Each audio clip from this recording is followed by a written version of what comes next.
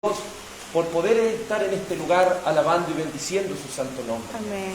Gracias le damos al Señor porque nos ha dado un día más de vida y un día más para poder adorarle, un día más para poder engrandecer su nombre. Nunca olvidemos que ese es el propósito de nuestra existencia, glorificar a Dios y gozar de Él para siempre. Ese es el deseo de nuestra alma y de todos aquellos que hayan nacido de nuevo. Le invito a que abra su escritura en el libro de Amós, capítulo 9. Amós, capítulo 9. Ahí va a estar la palabra del Señor en este día, donde concluiremos con el libro de Amós. Amós, capítulo 9, versículo 13 al 15. Recuerde que después de la reunión nos vamos a poner de acuerdo para ya empezar con el discipulado, ya comenzar este mes de marzo con el discipulado, la ayuda del Señor. Así que después de la reunión vamos a hacer una hojita para coordinar bien los días y las horas. Amós, capítulo 9, versículo 13 al 15, y nos vamos a poner de pie como reverencia a la palabra de nuestro Dios. Doy lectura en el nombre del Señor Jesús. Amén. He aquí vienen días, dice Jehová, en que el que ara alcanzará al segador, y el pisador de las uvas al que lleve la simiente. Y los montes destilarán mosto, y todos los collados se derretirán. Y traeré del cautiverio a mi pueblo Israel, y edificarán ellos las ciudades asoladas, y las habitarán, plantarán viñas y beberán el vino de ellas, y harán huertos y comerán el fruto de ellos, pues los plantaré sobre su tierra, y nunca más serán arrancados de su tierra que yo les di, ha dicho Jehová, Dios tuyo. Amén y amén. Ha dicho Jehová, Dios tuyo. Oremos. Dios Padre, le agradecemos porque hemos podido dar lectura a esta palabra de Dios. Hemos venido, Señor, con hambre. Así como nuestros cuerpos tienen esa hambre de alimentos físicos, aquellos que han nacido de nuevo tienen hambre y sed de su palabra. Tienen hambre de aquella palabra de Dios porque sus almas son alimentadas. Somos exhortados, somos alentados por tu palabra. También, Señor, somos reprendidos por ella. Y te agradecemos, oh Dios, por todo esto que hace la palabra de Dios en nuestros corazones. Y te rogamos que este día lo seas haciendo.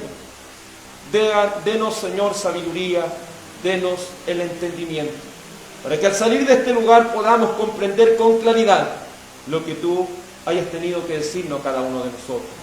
Sabemos, Señor, que a tus discípulos tú permites que todas las cosas les sean claras, porque es el Espíritu Santo de Dios quien nos enseñará todas las cosas y nos recordará todo lo que tú, Señor, nos has dicho. Todo esto te lo ruego, Padre, en el nombre de tu amado Hijo Jesús. Amén y amén. Favor de tomar asiento, amados en el Señor. Hemos llegado, como cada día domingo, aquí estamos estudiando el libro de Amós, casi aproximadamente 7 meses estudiando este libro, y me cuesta un poco desprenderme de Amós, porque le tomé mucho cariño, ya se lo he contado. He podido ver el reflejo de la misma salvación del Señor aquí y la esperanza cuando pensamos que no hay esperanza. Una nueva vida que Cristo nos muestra por medio de estas palabras. Aunque cuando Amós predicó estas cosas no fue muy bien recibido, porque decir la verdad, y cuando se dice la verdad uno no es muy bien recibido, pero la verdad es muestra del amor de Dios, porque solo la verdad nos hace libres. Solamente la verdad de Dios nos va a hacer libres. Vimos con claridad el corazón del ser humano reflejado en este libro. Un corazón que es de continuo al mal, Un corazón que aunque conozca la palabra de Dios, aunque la conozca de manera intelectual, eso no quiere decir que va a poder cumplirlo. Solo una obra del poder del Espíritu Santo. Solamente si aquellas personas nacen de nuevo pueden comprender con claridad todas estas cosas. Y después de tantos juicios que fuimos viendo domingo tras domingo, de los cuales Amós, por mano del Señor, les anunciaba, hemos llegado al punto donde el Señor les trae una esperanza. Y una de las cosas que he podido ir viviendo a través de la predicación expositiva de la palabra, es decir, cuando estudiamos la palabra capítulo por capítulo y versículo por versículo, es que no utilizamos la palabra de acuerdo a lo que estamos viviendo actualmente o de acuerdo al pensamiento del predicador. Las cosas se van dando de acuerdo a lo que el Señor va diciendo y nos vemos forzados, hemos dicho, forzados a predicar todo el consejo de Dios. Hemos visto por medio de la palabra de Dios y al analizar este libro de Amós que vivimos en un mundo de impiedad. La maldad se ve por doquier. El juicio de Dios se aproxima para darle paso a una esperanza. ¿Y esta esperanza en quién tenemos? En Cristo. Donde el mal será exterminado por completo, para la gloria de la justicia de Dios y para la gloria de su gracia, una redención, paz y justicia perdurable viene para aquellos que pongan su esperanza y su fe en el Evangelio de Cristo. La vez pasada vimos cómo la restauración de la dinastía davídica iba a traer una gran esperanza, no solo para el pueblo de Israel, sino para el mundo entero. Porque de aquel linaje de David, quien fue el rey de Israel, conforme al corazón de Dios, el Señor le prometió en el pacto davídico que de aquella descendencia vendría un rey, cuyo reino sería eterno, cuyo reino no tendría fin. Si usted lee el Evangelio según San Mateo en el primer capítulo, usted lee el libro de Lucas en el primer capítulo, comprenderá de que el Señor viene del linaje de David. Es decir, la esperanza para esta humanidad, la esperanza para todos aquellos que ponen su confianza en el Señor, está en ¿quién? En Cristo. Hemos dicho que Él ahora está reinando. No estamos diciendo que Cristo va a reinar más adelante. Él ahora está reinando. Y está reinando en este reino espiritual, el cual cuando Él venga por segunda vez, vendrá a consumar su reino, ya aquí sobre la tierra. Esta promesa no era solamente para un pueblo llamado Israel, sino que se extendería hasta los límites y los confines de la tierra. Hemos concluido anteriormente, y lo voy a volver a reiterar, porque recibí muchas preguntas y quisiera que cada uno de nosotros entendiera con claridad lo que estamos afirmando por medio de las Escrituras. Cristo está reinando. Cristo, y esto es lo que quiero que sepa, Cristo está reinando. Y si Él está reinando, Él tiene el control absoluto sobre todas las cosas. Nada puede pasar si Cristo no lo permite. Eso es lo que usted y yo debemos entender. Quien tiene el control de las cosas no es el diablo. Quien tiene el control soberano, es decir, el control absoluto de todo, es el Señor nuestro Dios. Veamos lo que dice el libro de Daniel, capítulo 7, versículo 14. Libro de Daniel, capítulo 7, versículo 14. Nos mostrará la importancia de que aquel Señor Jesucristo esté reinando. Vamos a leer desde el verso 13. Daniel, capítulo 7. Daniel, capítulo 7, versículo 13. Dice así la palabra de nuestro Dios de una manera tan importante. Recuerde que Daniel estaba profetizando antes de la venida de Cristo. Y Cristo ya ha venido. Pero mire lo que se dice acerca de él. Daniel 7:13. miraba yo en la visión de la noche, y he aquí con las nubes del cielo venía uno como un hijo de hombre, que vino hasta el anciano de días, y le hicieron acercarse delante de él. Y le fue dado dominio, gloria y reino, para que todos los pueblos, naciones y lenguas le sirvieran. Su dominio es dominio eterno, que nunca pasará, y su reino, uno que no será destruido. Si leemos los evangelios, nos vamos a dar cuenta que Cristo, el sobrenombre, si le podemos decir, que él más le gustaba, y el sobrenombre que él más dijo que le dijeran, ¿cuál era? El Hijo del Hombre. Él ni siquiera se llamó más veces Mesías. Lo que más se llamó él a sí mismo se llamó el Hijo del Hombre. Y el Hijo del Hombre era Dios hecho carne, era Dios encarnado, era aquel Hijo de Dios quien reinaría por encima de todas las cosas. Y aquel anciano de días le daría todo dominio, toda gloria, reino, para que todos los pueblos, naciones y lenguas le sirvieran. Su dominio es un dominio eterno. Lo hemos dicho, desde que aquel linaje de David se levantó, desde que aquel tabernáculo caído de David se levantó, el dominio del Rey de Reyes y Señor de Señores es un dominio que traspasa los límites de Israel y llena el mundo entero. Por eso el Evangelio, ¿dónde debía ser predicado? En Jerusalén, en Samaria, hasta lo último de la tierra. Podemos estar acá en lo último de la tierra, como Chile, y aún así el Evangelio ha llegado a nuestro alrededor. Podemos ver cómo el dominio, el reino se ha extendido sobre naciones y lenguas. Y aquellos que han recibido este Evangelio, ¿qué hacen?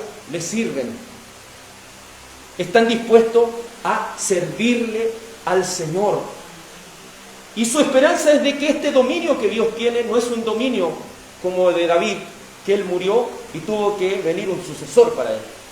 Cuando hablamos de Cristo, hablamos que Él no solo murió, sino que al tercer día, ¿qué hizo Él? Resucitó.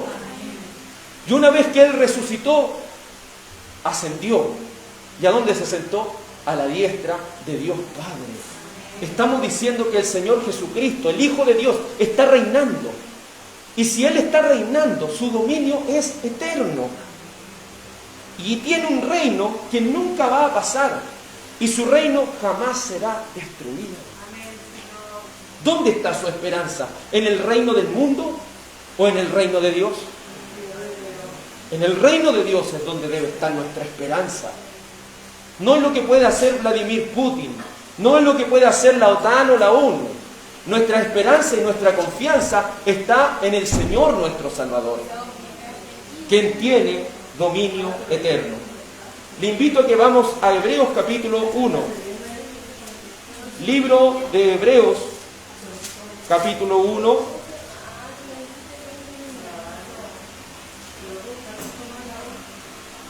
Vamos a ver cómo es este dominio que tiene el Señor, cómo es este reinado que tiene Cristo. Y así lo entendían nuestros hermanos en la antigüedad. Hebreos capítulo 1, verso 1. Hebreos 1:1 dice así: Dios, habiendo hablado muchas veces y de muchas maneras en otro tiempo a los padres por los profetas, en estos postreros días nos ha hablado ¿por quién?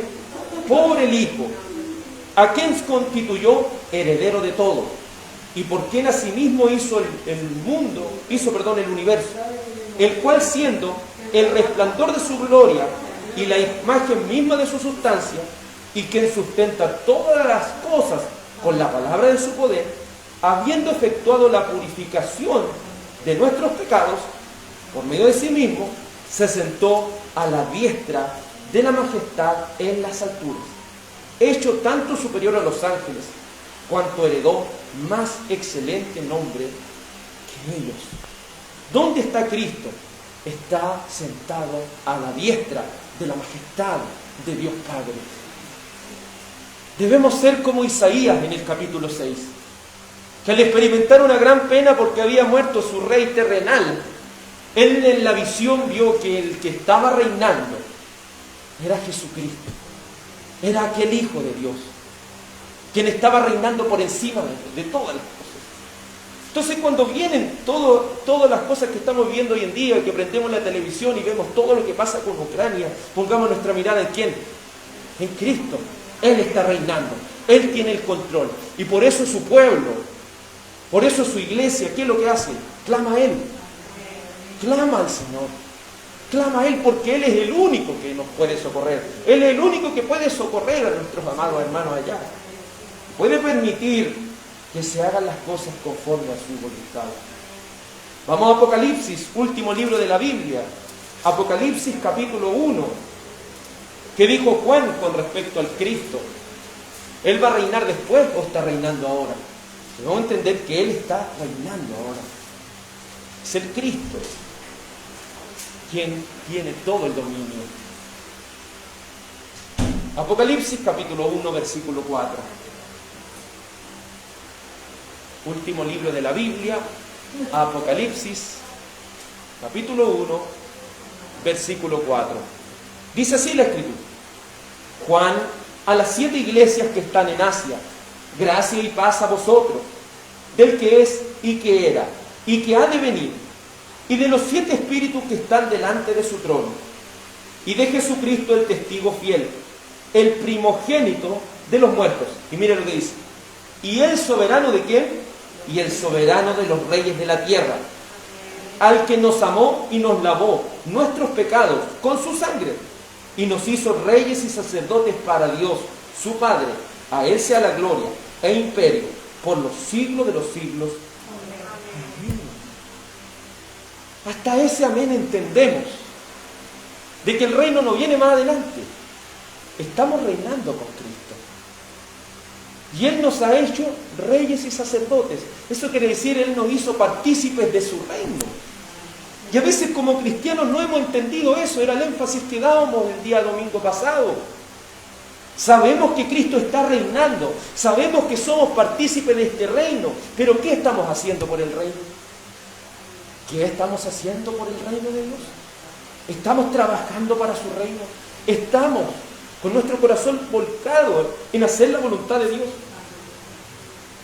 Recuerde que la figura gramatical que está utilizando a Juan en esta carta es de tiempo presente. Él no dice, más adelante van a reinar. No dice, el Señor más adelante es el soberano de los reyes. No, dice, que dice que Él es el soberano de los reyes de la tierra. Tiempo presente. Él nos hizo reyes y sacerdotes. Tiempo presente. Pero mire lo que dice el verso 7. Y aquí marca el futuro, donde Él va a consumar su reino. Dice el verso 7, he aquí, viene con las nubes, y todo ojo le verá, y los que le traspasaron, y todos los linajes de la tierra harán lamentación por Él. Sí, amén. Yo soy el alfa y el omega, el principio y el fin, dice el Señor, el que es, el que era y el que ha de venir, el Todopoderoso. Aquí marca el punto en el cual su reino será establecido en su segunda venida. Y cuando sea establecido, todas las naciones harán lamentación por Él. Comprendamos esto, queridos hermanos. Usted dice, pero mire, pero si Cristo estuviera reinando, ¿por qué está pasando esto en Ucrania? ¿Por qué está pasando esto en tan parte del país o está pasando esto en tan parte del mundo? Entendamos una cosa, el reino del Señor debe ser consumado y va a ser consumado en su segunda venida. Satanás, como lo hemos dicho y lo vamos a ver con más profundidad, está atado en estos momentos. Y usted puede decir, pero ¿cómo está atado y cómo están pasando todas estas cosas entonces? Está atado en un sentido, que mientras no entremos al radio de su alcance, Él no puede impedir que este evangelio sea anunciado. Y quienes están bajo el dominio del diablo, obviamente, ¿qué van a hacer? Las obras del diablo. Pero aquellos que están en Cristo, ¿usted cree que Él puede destruir el evangelio? ¿Usted cree que el diablo puede destruir a cada cristiano de esta tierra? No tiene ese poder. No puede. porque el Señor no se lo ha permitido, porque el Señor lo ha atado para que no lo haga. ¿Usted cree que si Satanás no estuviera atado, usted cree que permitiría que estemos aquí predicando la palabra de Dios? En este mismo instante utilizaría a todos aquellos que no creen en Cristo para que entraran por esto y nos mataran. Usaría a los policías que están bajo su dominio para que nos arrestaran y nos mataran a todos. Si el enemigo no estuviera atado, ni siquiera podríamos predicar el Evangelio en todo el mundo. Pero el Señor, como Rey, que dijo: vayan por todo el mundo y prediquen el Evangelio. Si Cristo está reinando, es porque ya ha sido atado Satanás. Por lo tanto, estamos en el milenio simbólico. Estamos en lo que se llama en Apocalipsis 20 el milenio. Pero milenio no en el sentido de 1000 años, sino en el sentido que hay entre que Cristo tomó el reino hasta que Cristo venga a consumarlo por segunda vez. Veamos eso con tanta claridad en Apocalipsis capítulo 12, versículo 6. Apocalipsis 12, versículo 6. Y veamos con claridad que Cristo está reinando, y si Él está reinando, es porque Satanás ha sido atado. Mire lo que dice Apocalipsis, capítulo 12,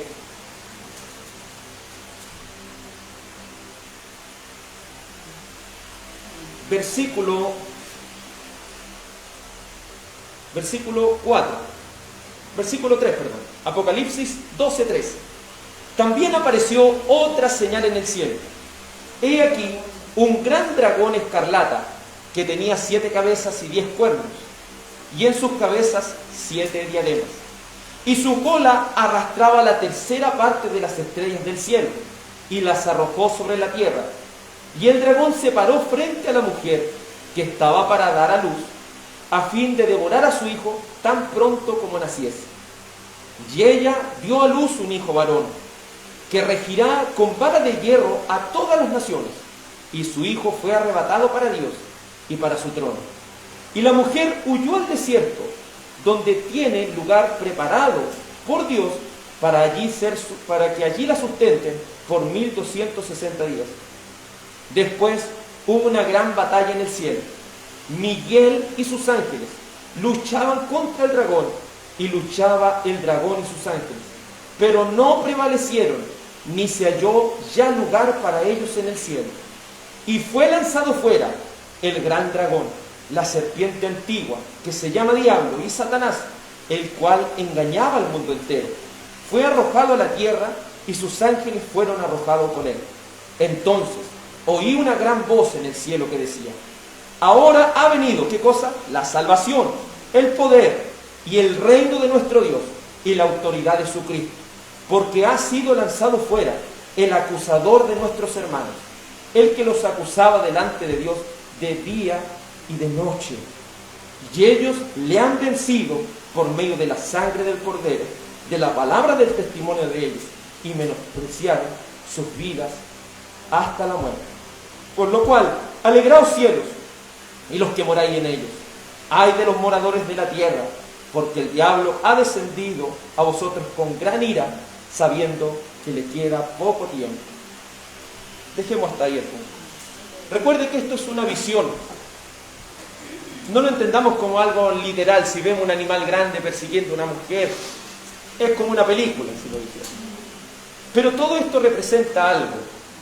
Y aquí hay cosas que son sumamente claras. Por ejemplo, ¿quién es el que, según el libro de los Salmos, capítulo 2, rige a las naciones con vara de hierro? El Señor Jesucristo. Ese texto lo hemos visto muchas veces. Quien va a regir con esta vara de hierro es el Señor Jesucristo. Entonces, ese niño, ¿quién es? El Señor Jesucristo. Y esa madre, obviamente, ¿cierto?, es quien iba a tener al Señor. ¿Y quién iba a perseguir a esa descendencia? ¿Quién iba a perseguir? El diablo. Si usted se fija, siempre el diablo una u otra vez quería perseguir esta descendencia y matar a este niño. ¿Recuerda lo que hizo Herodes cuando aquel Señor Jesucristo nació? Recuerde lo que hizo Herodes. Mandó a matar ¿a quién? A la descendencia. Pero aquí el Señor Jesucristo no pudo ser asesinado. Y como dice el verso 5, y ella dio a luz un hijo varón que regirá con vara de hierro a todas las naciones. Y su hijo fue arrebatado para Dios y para su trono. Aquí está hablando de que el Señor cumpliría su ministerio, cumpliría su propósito, ascendería al cielo. Eso significa sería arrebatado para su Dios. Y Él reinaría. Por eso decimos con total propiedad, Dios está reinando. El Señor Jesucristo, aquel Hijo de Dios, está reinando ahora. Y que Satanás haya sido atado significa que Él fue echado fuera. Él ya no puede estarnos acusando. Y recuerde que hace el énfasis aquí Juan y dice a los moradores de la tierra que Satanás ha descendido sobre ellos con gran ira. ¿Y quiénes son los moradores de la tierra? ¿Entiende? Aquellos que están reinando, porque el versículo 11 muestra el contexto de aquellos que han vencido la sangre del Cordero. Los moradores de la tierra son a todos aquellos que están sin el Señor. Estamos viendo cómo podemos ver a través de la visión de Juan que el Señor Jesucristo está reinando ahora. Y Satanás no puede hacerle daño a sus hijos en el sentido de impedir que reciban este evangelio. Aunque Satanás se oponga como quiera oponerse, no puede impedir que aquellos escogidos de Dios oigan este evangelio santo de Dios. Porque ha sido echado fuera. ¿Quién? El acusador de nuestros hermanos. Eso se complementa con lo que San Juan, capítulo 12, verso 31, nos dice, y mire cómo se va armando de una manera tan clara esta historia de la redención. San Juan, capítulo 12, San Juan, capítulo 12, versículo 27. Mire cómo se complementa y cómo podemos entender que Satanás está atado y que Cristo está reinando. San Juan capítulo 12, versículo 27.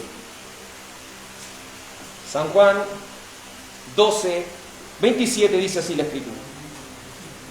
Ahora está turbada mi alma. ¿Y qué diré? Padre, sálvame de esta hora. Mas para esto ha llegado esta hora. Padre, glorifica tu nombre. Entonces vino una voz del cielo que decía así: lo he glorificado y lo glorificaré otra vez. Y la multitud que estaba allí y había oído la voz decía que había sido un trueno. Otros decían: un ángel le ha hablado. Respondió Jesús y dijo: no ha venido esta voz por causa mía, sino por causa de vosotros. Preste atención. Ahora es el juicio de este mundo. Ahora el príncipe de este mundo será echado fuera. Y yo, si fuere levantado de la tierra, a todos atraeré a mí mismo. ¿Qué estaba diciendo el Cristo? ¿Qué estaba diciendo el Señor? Que iba a echar fuera. Con su primera venida, Él echaría fuera a Satanás. Satanás no iba a poder impedir que este evangelio de Cristo sea anunciado con tanta claridad a nuestras vidas. Él no podría impedir de que aquellos salvos no oyeran este evangelio. Él no lo puede impedir. ¿Acaso ese no es un gran alivio para usted y para mí? Es un gran alivio. Y es un gran alivio esto. Porque Él no puede impedir de que el último persona que Cristo ha elegido sea salvo. Él no puede impedirlo. Él no puede impedirlo de ninguna manera. Porque con la primera venida de Cristo ha sido echado fuera el príncipe de este mundo. ¿Y quién es el príncipe de este mundo? Sino el mismo diablo. El poder del diablo ha sido destruido. Podemos ver en las Escrituras cómo en el libro de Hebreos, capítulo 2, verso 14, nos muestra esto. Hebreos, capítulo 2, versículo 14. ¿Qué sucedió en esta primera venida de Cristo? ¿Por qué Él está reinando? ¿Por qué decimos que Satanás está atado? ¿En qué sentido está atado? Hebreos capítulo 2, versículo 14, dice así las Escrituras. Hebreos 2, 14. Así que, por cuanto los hijos participaron de carne y sangre, Él también participó de lo mismo, para destruir por medio de la muerte al que tenía el imperio de la muerte, esto es, al diablo, y a librar a todos los que por el temor de la muerte estaban durante toda la vida sujetos a servidumbre, porque ciertamente no socorrió a los ángeles, sino que socorrió a la descendencia de Abraham. ¿Por qué Cristo participó de la carne y de la sangre? ¿Por qué Cristo en su primera venida vino en un cuerpo humano? Para destruir por medio de la muerte a aquel que tenía el imperio de la muerte. Esto es el diablo. El Señor Jesucristo, en su primera venida, ha destruido aquel poder del diablo. Ese poder que Él tenía sobre las personas. Porque en aquella sangre, y solo por medio de aquel sacrificio de Cristo, Él nos ha podido librar de esta muerte. Y ha podido traer una gran esperanza para nuestra vida. Con más claridad, aún lo dice el libro de Colosenses. El libro de Colosenses, capítulo 2, versículo 15.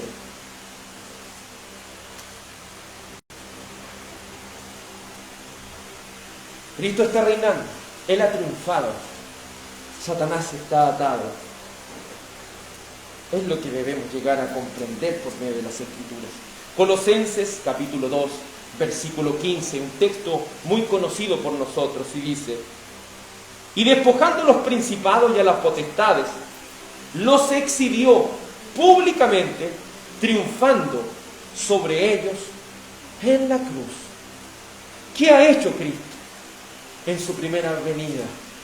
Ha triunfado sobre los demonios, ha triunfado sobre el diablo. Y estos no tienen potestad sobre los santos. Esto nos muestra muchas cosas, un abanico de muchas cosas, y entre ellas hay personas que dicen: ¿puede ser un cristiano poseído por un demonio? Eso es imposible, porque alguien que ha sido escogido por Dios, ¿le pertenece a quién? Al Señor. Le pertenece solamente al Señor, y el diablo no tiene potestad sobre aquellos elegidos de Dios. Por eso debemos tener tal seguridad, y en vez de andar cazando o buscando demonios, debemos estar viendo el pecado que hay en nuestro corazón. Ese pecado que mantiene en depresión a las personas. Ese pecado que mantiene en crisis de pánico a las personas. Porque le voy a contar algo, hermano. Si algo he ido entendiendo, y ahora con más claridad, es que es el pecado que tiene así a las personas. Es el pecado. Y no es el pecado generacional como algunas iglesias están diciendo. Es el pecado. Son las decisiones que nosotros hemos ido tomando en la vida las que nos tienen con grandes problemas. Pero algo debemos tener claro: el poder del diablo ha sido destruido. El Señor los exhibió públicamente, triunfando sobre ellos en la cruz. El diablo solamente puede dominar ¿a quiénes? A los que son de Él. A los que son de Él. Esto fue posible, y aquí llegamos a esta conclusión, porque Satanás fue atado. Y el Señor Jesucristo lo dijo muy claramente en un texto muy conocido en Mateo 12, 29. Mateo 12, 29. Nos mostrará con una claridad, una evidencia tan grande de por qué Satanás está atado. Mateo, capítulo 12, versículo 29. Mateo 12, 29. Esto es el Señor Jesucristo hablando, y dice así: porque ¿cómo puede alguno entrar en la casa del hombre fuerte y saquear sus bienes si primero no le ata? Y entonces podrá saquear su casa. El que no es conmigo, contra mí es. Y el que conmigo no recoge, desparrama. ¿Quién es este hombre fuerte? Sino el mismo Satán. ¿Qué le dice al Señor Jesucristo en la tentación en el libro de Lucas? ¿Qué le dice? Todo esto te daré si postrado me adorares. Y él añade y dice, porque a mí se me ha sido entregado. Recuerde que en Adán y Eva, ¿quién le quitó los reinos de la tierra al ser humano? ¿Quién le quitó lo que el Señor le había dado al hombre? Si no fue el diablo, por medio del engaño y por medio del pecado. Entonces vamos viendo por medio de las Escrituras que cuando vino el Señor Jesucristo por primera vez, ató a este hombre fuerte para saquear sus bienes. Lo ató para que este evangelio ahora sea anunciado en todo el mundo. Antes, las promesas y el pacto antiguo era solamente limitado a un pueblo, que era el pueblo de Israel. Pero con la primera venida de Cristo, con su reinado por encima de todas las cosas, y al atar al diablo, ahora el evangelio puede ser anunciado en todo el mundo. Esta esperanza debe llegar hasta lo último de la tierra. Esta esperanza debe llegar como testimonio a las naciones hasta lo último de la tierra. Y esta es la tarea de aquellos que anuncian el evangelio. Esa es la tarea de aquellos misioneros que por amor de Cristo siguen anunciando esta palabra hasta los últimos rincones de esta tierra, dejando familias, dejando muchas cosas importantes para ellos, porque su importancia más grande está en Cristo y su evangelio. Algunos se han preguntado si Satanás está atado, ¿por qué hay tanta maldad? ¿Por qué la guerra en Ucrania, como podríamos decir? Debemos responder que Satanás está atado. Él no está en la condenación final. Porque una cosa es que Satanás esté atado y otra cosa es que él esté en la condenación final. Como dice el libro de Apocalipsis, capítulo 20, en el último versículo, y fue lanzado al lago de fuego aquel Satanás. De allí será torturado de día y de noche por los siglos de los siglos. Esa es la condenación final. En la condenación final, Satanás ahí ya no va a tener el control de nada. Ahora tiene el control de los de él, de las personas que están sin el Señor. ¿Usted cree que Vladimir Putin es del Señor? ¿Usted podría decir eso? Yo creo que nadie diría eso. Él no es cristiano. ¿Y a quién le pertenece el diablo? ¿Y por qué se generan todas estas cosas? Porque ellos están bajo su dominio. Pero los hijos de Dios siguen adorando. Y eso lo hemos podido ver en los mismos videos. Los hijos de Dios siguen adorando. Siguen honrando el nombre del Señor. Siguen anunciando el evangelio. Porque aunque haya una guerra en ese país, el evangelio sigue. Y el evangelio aún es anunciado. Y el evangelio aún es conocido. Y sigue siendo predicado aún en tiempos de guerra, porque el diablo puede quitarle las casas a la gente, el diablo puede quitarle los trozos de tierra que tienen, pero esa salvación ¿se la puede quitar? No, esa salvación y esa ciudad celestial no se la puede quitar, porque él no tiene el control sobre eso. Debemos responder esto y ver Apocalipsis capítulo 20, como le dije. Que Satanás esté atado no significa que él esté en la condenación final. Por lo cual, él ¿en quién tiene su influencia? En el mundo. Pero no tiene influencia en los hijos de Dios. Apocalipsis capítulo 20. Apocalipsis capítulo 20. Versículo 10 dice: y el diablo que los engañaba fue lanzado en el lago de fuego y azufre, donde estaban la bestia, el falso profeta, y serán atormentados de día y de noche por los siglos de los siglos. Ahí el enemigo no puede hacer nada, porque ahí está, ¿dónde? En la condenación final. Pero cuando él fue atado, en la primera venida de Cristo, no Cristo tomó el dominio por sobre todo. Apocalipsis 20 dice en el verso 1: vio un ángel que descendía del cielo con la llave del abismo y una gran cadena en la mano, y prendió al dragón, la serpiente antigua que es el diablo, y Satanás, y lo ató por 1000 años, y lo arrojó al abismo y lo encerró, y puso su sello sobre él para que no engañase más a las naciones hasta que fuesen cumplidos 1000 años, y después de esto debe ser desatado por un poco de tiempo. Pensemos esto por un minuto. Aquí se dijo para que no engañase más a las naciones. ¿Pero en qué sentido es ese engaño? Este mismo contexto lo dice. Mire lo que dice el verso 7. ¿A qué se refiere ese engaño? ¿Y por qué decimos que Satanás está atado en el sentido que no puede impedir que el Evangelio sea propagado? No puede impedir que los salvos lleguen a la salvación por medio del Evangelio. Porque Apocalipsis 27 dice, escucha atentamente, cuando los 1000 años se cumplan, Satanás será suelto de su prisión y saldrá a engañar a las naciones que están en los 4 ángulos de la tierra, a Gog y a Magog. Hasta ahí dejemos. Dice que saldrá a engañar ¿a quién? A las naciones, ¿cierto? Pero las sale a engañar con un propósito. Y aquí viene el propósito. Dice, a fin de reunirlos para la batalla, el número de los cuales es el número del mar. Es como la arena del mar. Eso quiere decir que los saldrá a engañar para reunirlos ¿para qué?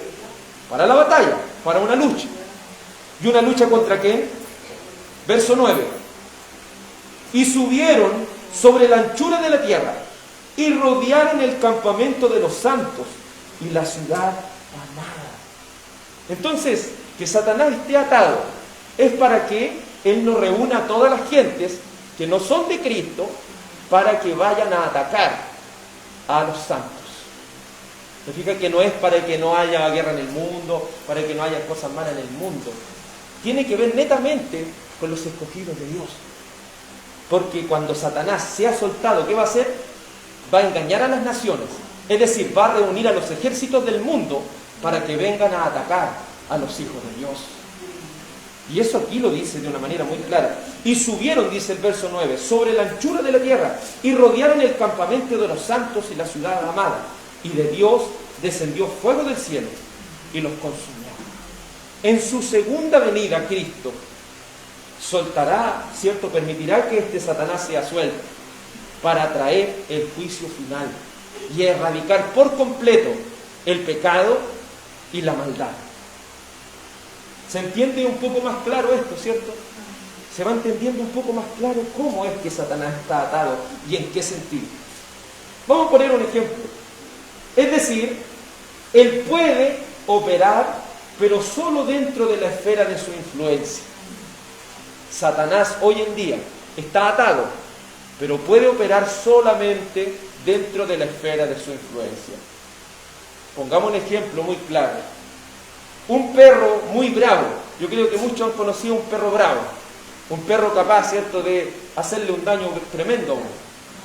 Estos animalitos, ¿qué le hacen? Muchas veces lo encadenan. Y por eso están tan furiosos, porque los tienen encadenados.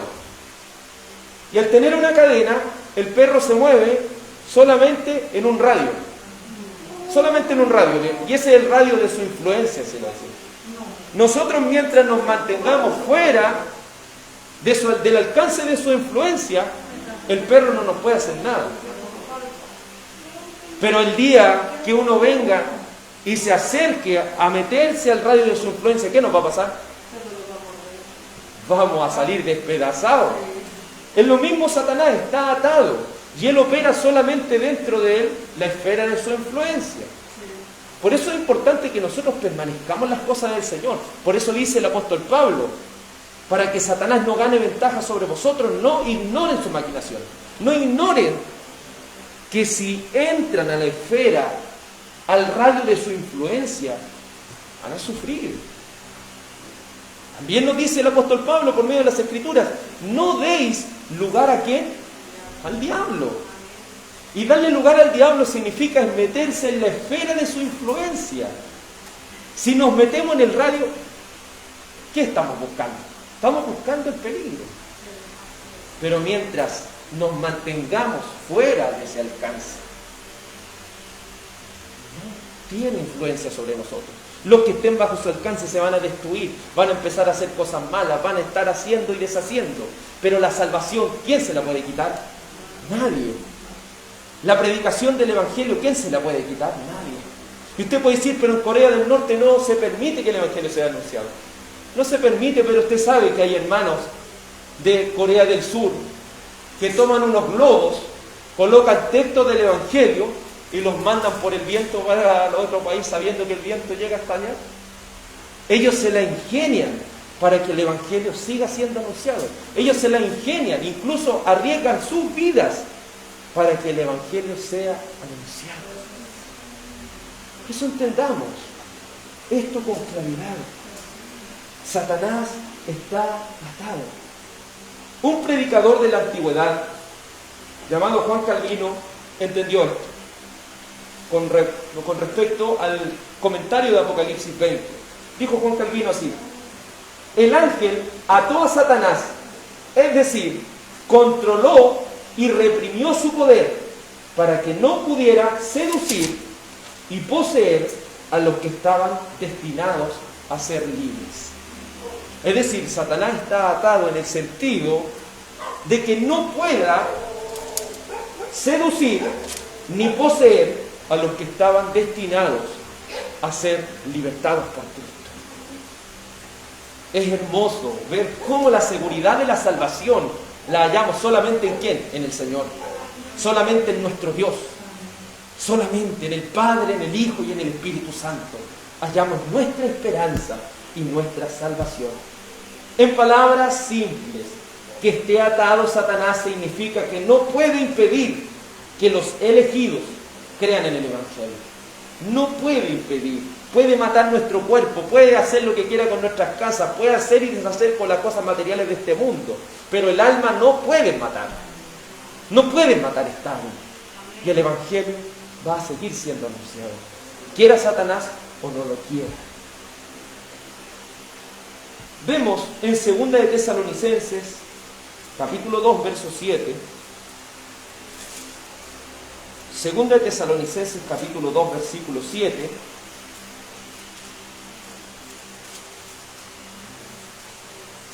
Segunda de Tesalonicenses, capítulo 2, versículo 7, con tal claridad.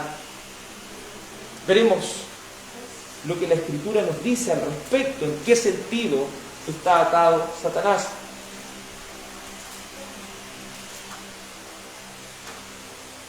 Segunda de Tesalonicenses, capítulo 2, versículo 1.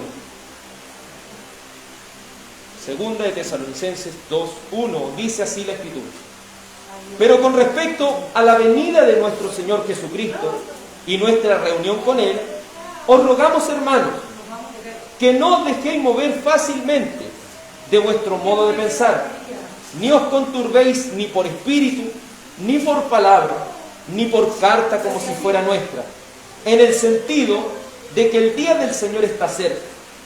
Nadie os engañe en ninguna manera, porque no vendrá sin que antes venga la apostasía y se manifieste el hombre de pecado, el hijo de perdición, el cual se opone y se levanta contra todo lo que se llama Dios o es objeto de culto, tanto que se sienta en el templo de Dios como Dios, haciéndose pasar por Dios. ¿No os acordáis que cuando yo estaba todavía con vosotros os decía esto? Y ahora vosotros sabéis lo que lo detiene, a fin de que a su debido tiempo se manifieste. Porque ya está en acción el ministerio de la iniquidad. Solo hay quien al presente lo detiene, hasta que él a su vez sea quitado de medio. Y entonces se manifestará aquel inicuo, a quien el Señor matará con el espíritu de su boca y destruirá con el resplandor de su venida. Escuche atentamente esto, mire. Hay algo que el presente detiene. Si leemos esto, los tesalonicenses, en primer lugar, ellos tenían claro, porque el apóstol Pablo ya les habría hablado de eso. Pero nosotros lo miramos de una esfera que no entendemos muchas veces qué es lo que detiene. Si usted se va a los comentarios bíblicos al respecto, encontrará un abanico de cosas que nos pueden decir al respecto. Pero si hay algo que impide que el anticristo se levante, y recuerde que el anticristo se va a levantar ¿dónde? En los últimos tiempos, y se va a levantar para que sea aplastado en la segunda venida de Cristo. La influencia de Satanás va a crecer en ese tiempo en el cual que aquello que lo detiene deje de detenerlo. Es muy parecido a lo que estamos viendo en Apocalipsis 20, porque Satanás está atado, está deteniendo a que este evangelio sea propagado. Está deteniendo para que no impida que el evangelio sea propagado. Pero una vez que se deje de detener esto, va a venir esta parte final. Va a venir esta parte final en la segunda venida, donde obviamente, ¿cierto?, en el último tiempo se va a levantar este anticristo y se va a levantar toda esta influencia del enemigo para ser aplastado por el Señor en su segunda venida. Todas estas cosas nos hacen entender algo, que debemos descansar ¿en quién? En el Señor. ¿Dónde debemos tener nuestra esperanza? En el Señor. Porque ¿quién es el que reina? Nuestro Señor. ¿Quién es el que está reinando por encima de todas las cosas? Es nuestro Señor. No olvidemos nunca eso. Y en su segunda venida, Él va a venir a traer su reino aquí. Pero no sin antes derrocar todo lo que es el pecado y el mal. Toda la iniquidad y todos aquellos que hayan despreciado este evangelio tendrán que ser destruidos con el resplandor de su venida. Es en ese contexto que los últimos 3 versículos de Amós se levantan. Es en ese contexto, hermanos. Porque una vez que el Señor destruya al mal, una vez que el Señor mande al lago de fuego el diablo, una vez que el Señor levante ese juicio del gran trono blanco para juzgar a todos aquellos que hayan despreciado el evangelio y no hayan creído a esta palabra, a todos aquellos que se han ido en contra de su propia conciencia, todos ellos tendrán que recibir el castigo y el juicio de Dios en el final.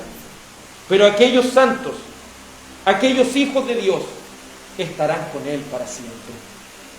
Tal como lo dijimos la vez pasada, el versículo 11 y 12 de Amós no se cumplió en los tiempos de Esdras, no se cumplió en los tiempos de Nehemías, porque ellos no pudieron construir ni siquiera algo igual a lo que había, ¿cierto?, hecho Salomón en sus tiempos. Por eso hemos dicho, los que vieron ese templo, ellos lloraban porque no era igual, no tenía la misma gloria. Entonces eso lo dijimos la vez pasada, esto se cumple en Cristo. Esta restauración futura de Israel se cumple en el final. Pero ya entendiendo que de ambos pueblos el Señor hizo uno. Entonces de esta restauración futura que hace, no está hablando de que el Señor va a tener un reino futuro con Israel en esta tierra, no está hablando de eso. Está hablando de la restauración que el Señor traerá sobre todas las cosas a este pueblo de Dios llamado la Iglesia. Porque en esta restauración final se cumplirá lo que el verso 13, 14 y 15 dice. Entienda una cosa, el verso 12, 13, 14 y 15, estos versos son una canción. Si lo leemos en el original, esto es una poesía. Y dentro de esa poesía le da esta esperanza a este pueblo. Y le dice en el verso 13, he aquí, vienen días, dice Jehová, en que el que ara alcanzará al segador, y el pisador de las uvas al que lleve la simiente. Y los montes destilarán mosto, y todos los collados se derretirán. En esta poesía, ¿cierto?, en Apocalipsis capítulo 9, verso 13, vemos cómo el profeta está diciendo que aquellas personas que están arando la tierra para sembrar, el que está segando ya lo está alcanzando. ¿Qué está hablando? Está hablando de prosperidad. Está hablando de que aquella abundancia es tan grande que ni siquiera tiene alguna comparación en esta tierra, porque eso es algo ilógico, que alguien esté, ¿cierto?, sembrando y ya el segador ya le está pisando los talones. Está hablando de una abundancia en esta poesía. Y luego dice, y al pisador de las uvas, al que lleva la simiente. Es decir, estas personas que cortaron la uvita ya la están pisando para transformarla en vino, por detrás ya lo está pillando aquel que ya la tiene el vino ya completo. Y luego dice, y los montes destilarán este vino, destilarán este monte, y todos los collados se derretirán. Está hablando de una promesa de abundancia. Está hablando esta palabra de una bendición sin igual. Pero analicemos las Escrituras. Veamos si alguna vez el reino del norte pudo levantarse. En los tiempos de Jesús vemos a Samaria, pero no la vemos con el mismo esplendor del cual dice Amós. Si usted lee todo el Antiguo Testamento se va a dar cuenta que esto nunca se ha cumplido para el reino del norte. Judá, el reino del sur, ciertas cosas se pudieron cumplir. Para que nosotros no pongamos nuestra mirada, esta restauración el Señor ya la hizo, no. Esta es la restauración final. Esta es la restauración final. Algunos se han preguntado, ¿y por qué el Señor en la antigüedad no coloca la restauración para la iglesia? Porque recuerde que los profetas hablaban de acuerdo al conocimiento que tenían en ese tiempo. Ellos hablaban las cosas que ellos hasta el tiempo conocían. Y con esas palabras nos transmitían. Pero ahora que nosotros tenemos el canon completo de los 66 libros, podemos entender que esta restauración es la que el Señor hará después de su segunda venida, cuando Él haga un cielo nuevo y una tierra nueva.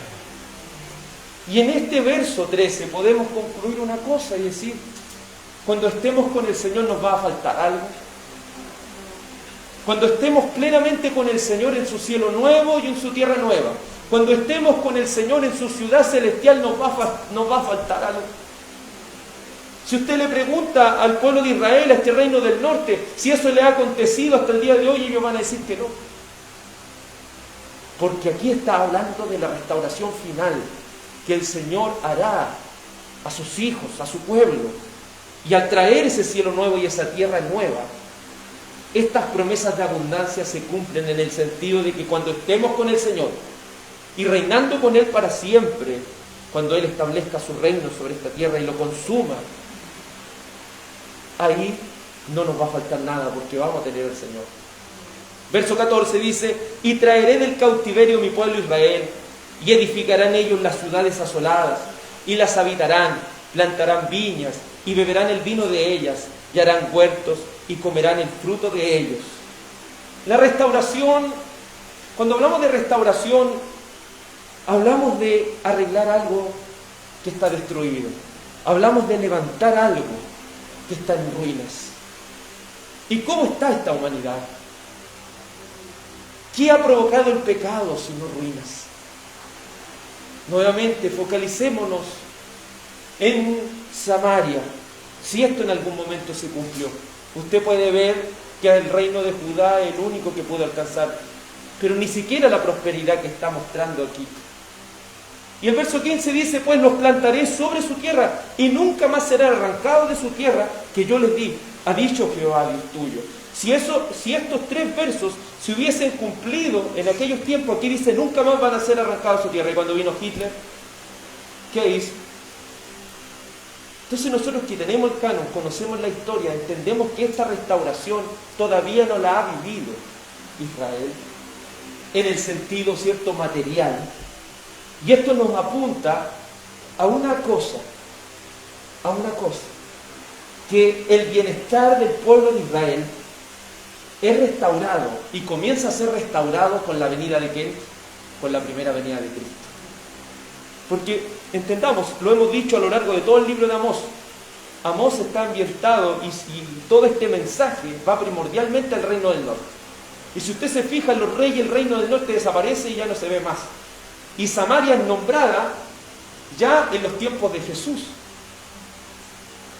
Veamos cuándo fue y cuándo empezó a este bienestar a ser restaurado. Vamos a Hechos capítulo 1.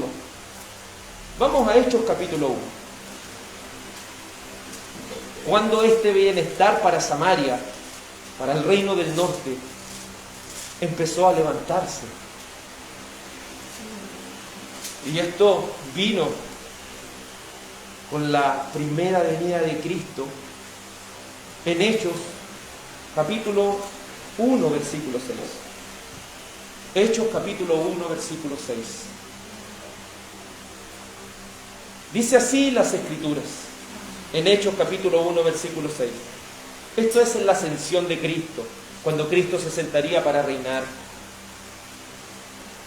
Y aún los apóstoles en aquellos días tenían esa duda todavía, porque Amós y los demás profetas habían dicho acerca de este reino, habían hablado de esta restauración.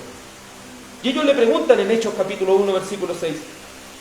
Entonces los que se habían reunido le preguntaron diciendo: Señor, ¿restaurarás el reino de Israel en este tiempo? Y les dijo: no os toca a vosotros saber los tiempos o las sazones que el Padre puso en su sola potestad, pero recibiréis poder cuando haya venido sobre vosotros el Espíritu Santo. Y me seréis testigos en Jerusalén, en toda Judea, en Samaria y hasta lo último de la tierra. Ellos debían testificar sobre este evangelio, sobre este reino, comenzando en Jerusalén, en Judea y luego en Samaria. ¿Y qué es lo que predicamos por medio del evangelio en aquella Samaria? ¿Qué predicaron los apóstoles? ¿Hablaron en primer lugar de las cosas terrenales o primero en las cosas espirituales? Usted puede ver que esto de Amós se empieza a cumplir en Hechos, en este mismo libro de Hechos, en la predicación de Felipe, en Hechos 8, Hechos capítulo 8.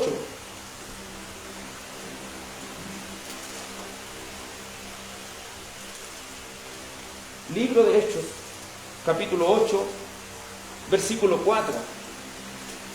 Recuerde que la iglesia cuando partió ellos no querían salir a misionar, ellos se querían quedar ahí, ¿no?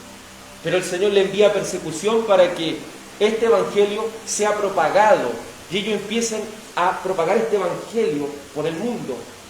Y llega Felipe en Hechos capítulo 8, versículo 4 y dice: pero los que fueron esparcidos iban por todas partes anunciando, ¿qué cosa? El evangelio. Entonces Felipe, descendiendo a la ciudad de Samaria, les predicaba a Cristo. Y la gente unánime escuchaba atentamente las cosas que decía Felipe, oyendo y viendo las señales que hacía. Porque muchos que tenían espíritus inmundos salían estos dando grandes voces, y muchos paralíticos y cojos eran sanados. Así que había gran gozo en aquella ciudad. Aquella restauración de aquellas almas, de aquellas vidas, empieza cuando Cristo está reinando. Y cuando Cristo está reinando se empiezan a cumplir estas promesas de Dios para esta ciudad de Samaria y para este reino del norte. Y no solo para ellos, sino para todas las naciones. Porque este evangelio debía anunciarse y ser predicado en todas las naciones. El evangelio anunciado en Samaria está basado en el nuevo pacto y en un reino que comienza siendo un reino espiritual. En ese reino que el Señor ha establecido por encima de todas las cosas. Y este reino espiritual en su segunda venida, ¿qué es lo que va a hacer? Un reino material, tanto espiritual como material. Porque cuando Él establezca este reino y Él saque esta tierra que nosotros vivimos y este cielo que nosotros vivimos y coloque un cielo nuevo y una tierra nueva, la restauración va a ser completada en un reino perfecto donde solamente estaremos con Cristo para siempre. El Señor les prometió por boca de Amós que ellos iban a ser plantados en su tierra y no serían esparcidos jamás. ¿Pero a qué tierra estaba apuntando? ¿Acaso a aquella Jerusalén terrenal? ¿O acaso a aquella Samaria terrenal? La palabra siempre nos enseña a nosotros por medio del Evangelio que aquella tierra prometida para nosotros, ¿cuál es? La celestial. Porque la nueva Jerusalén, ¿de dónde viene? Del cielo, para asentarse en el cielo nuevo y en la tierra nueva, donde viviremos para siempre con el Señor. Plantaré, es decir, Dios promete una seguridad eterna, pues el nuevo pacto trae mejores promesas, como dice el libro de Hebreos. Hebreos capítulo 8, versículo 6. Libro de Hebreos, capítulo 8, versículo 6, dice así la Escritura. Hebreos, capítulo 8,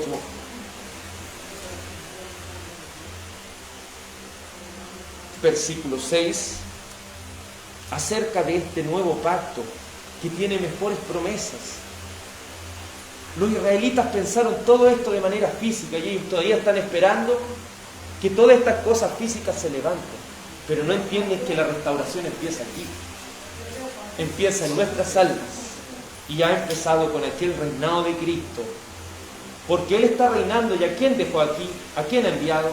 Al Espíritu Santo, para darnos una promesa de que jamás nadie nos puede quitar esa tierra que el Señor nos ha dado en su cielo. Hebreos capítulo 8, versículo 6 dice así: pero ahora, tanto mejor ministerio es el suyo, cuanto es mediador de un mejor pacto, establecido sobre mejores promesas. Porque si aquel primero hubiera sido sin defecto, ciertamente no hubiera procurado lugar al segundo.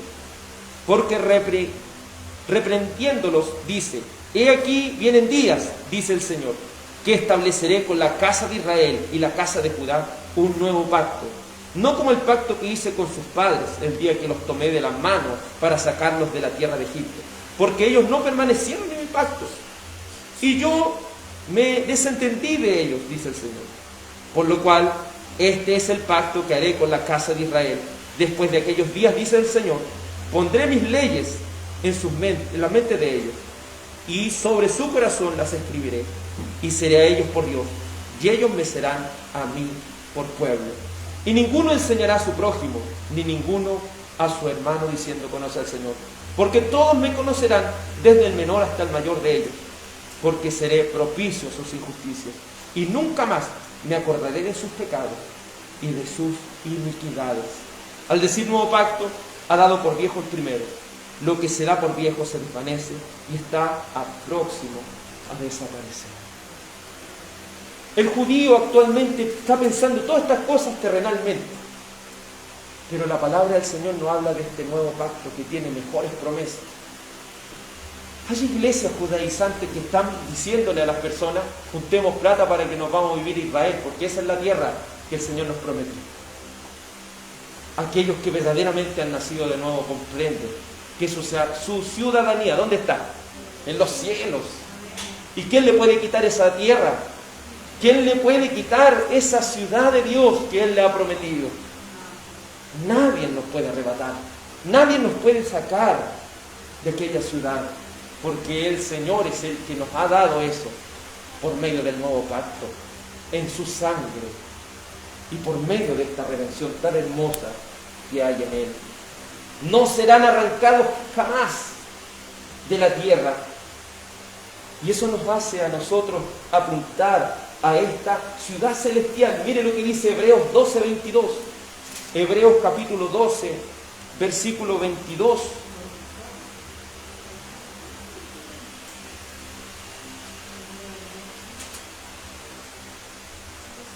Hebreos capítulo 12, versículo 22, dice así: sino que os habéis acercado al monte de Sión, a la ciudad del Dios vivo, Jerusalén la celestial, a la compañía de muchos millares de ángeles, a la congregación de los primogénitos que están inscritos en los cielos, a Dios el juez de todos, a los espíritus de los justos hechos perfectos, a Jesús el mediador de un nuevo pacto, y a la sangre rociada que habla mejor que la de Abel. ¿A dónde nos hemos acercado? Al monte de Sión. ¿Pero acaso al monte de Sión de la terrenal material? No, al monte de Sión, de aquella ciudad del Dios vivo, a la Jerusalén la celestial. De esa tierra jamás seremos arrancados, porque Él nos ha plantado ahí. Él, por su gracia eficaz, nos ha transformado y nos ha dado una esperanza inamovible, una esperanza que no puede ser quitada por nada del mundo. Por eso Apocalipsis capítulo 3, versículo 12 nos da esta gran promesa y una gran seguridad, no sobre una tierra como la que vemos hoy, sino sobre una nueva. Tal así que Apocalipsis capítulo 3, versículo 12, dice así la Escritura: al que venciere, Yo le haré columna en el templo de mi Dios, y nunca más saldré de allí. Y escribiré sobre él el nombre de mi Dios, y el nombre de la ciudad de mi Dios, la nueva Jerusalén, la cual desciende del cielo de mi Dios, y mi nombre. La columna es lo que sostiene todo. Entonces no es algo que usted puede sacar de ahí.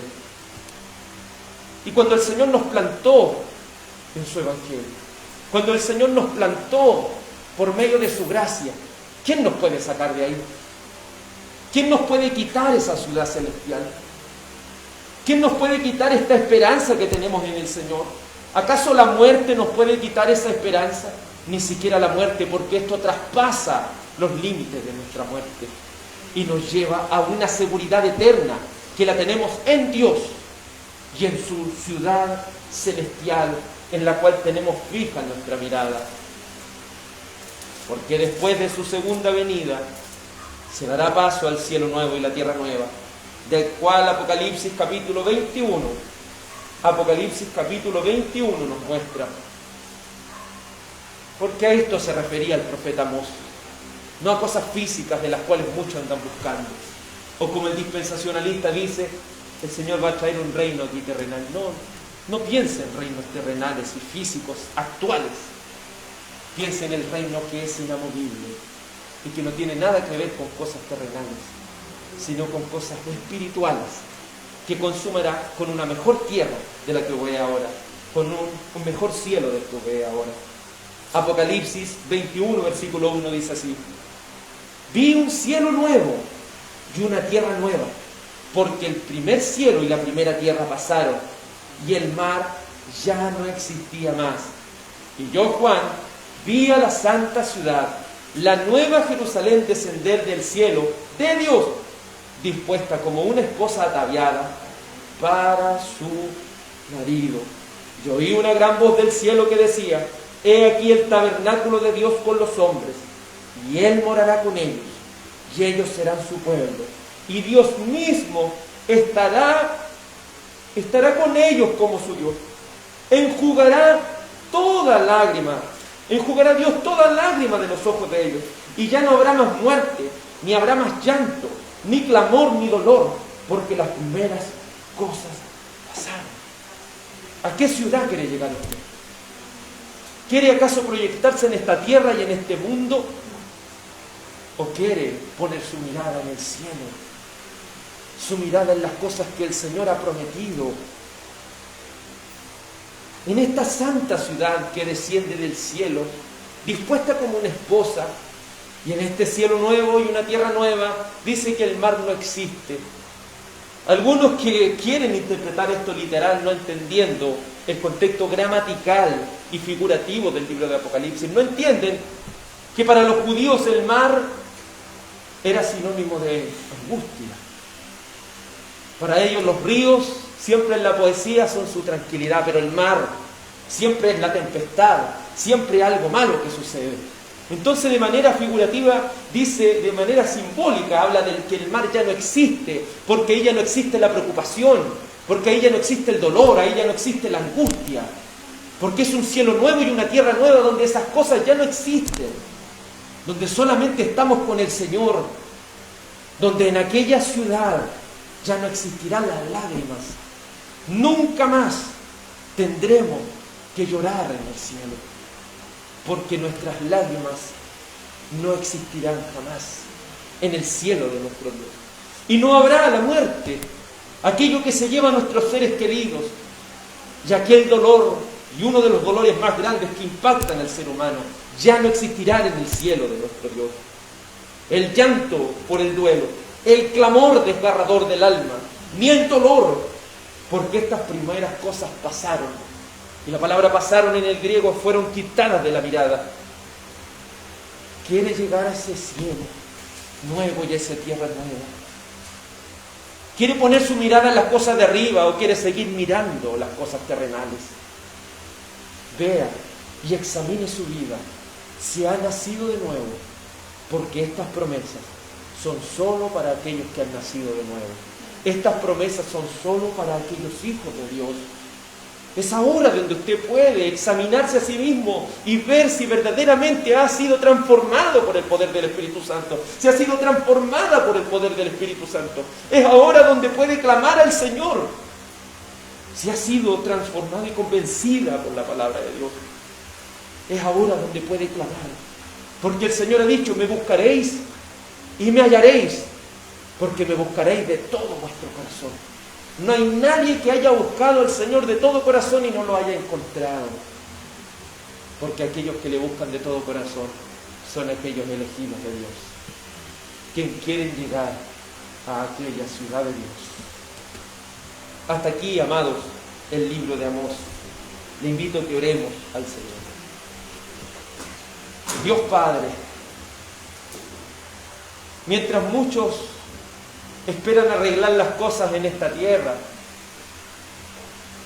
mientras muchos tienen su mirada en las cosas de este mundo y no comprenden que en la celestial ciudad de Dios hay una esperanza tan grande e inamovible, porque tú le has prometido a tu pueblo que los plantarías y nadie los sacaría de aquella tierra, y nadie nos sacaría de aquella ciudad celestial. Dios mío, Santo mío, que cada uno de nosotros entienda el real valor que tiene el Evangelio, la tan gran esperanza que hay en Cristo. El apóstol Pedro pudo decir: Señor, lo hemos dejado todo. Ayúdanos a entender que para seguirte no podemos tener algo más importante que tú en nuestras vidas, porque tú debes ser lo principal para nuestros corazones. No puede haber nada más grande que Dios en nuestras vidas. Ayúdanos a entender que nuestra ciudadanía está en los cielos, donde está Cristo. Ayude, Señor, a cada hermano y a cada hermana a entender esto. Y si alguien no ha nacido de nuevo, te ruego, Señor, que les convenzas de pecado, por cuanto no creen en ti, que les convenzas de juicio, por cuanto ha sido el Padre, y les convenzas, Señor, de justicia, por cuanto el príncipe de este mundo ya ha sido juzgado. Que tu Espíritu Santo, Señor, siga transformando vidas. Oh Espíritu Santo de Dios, transforme los corazones y las almas. Ayúdanos a no darle lugar al diablo. Oh mi Dios,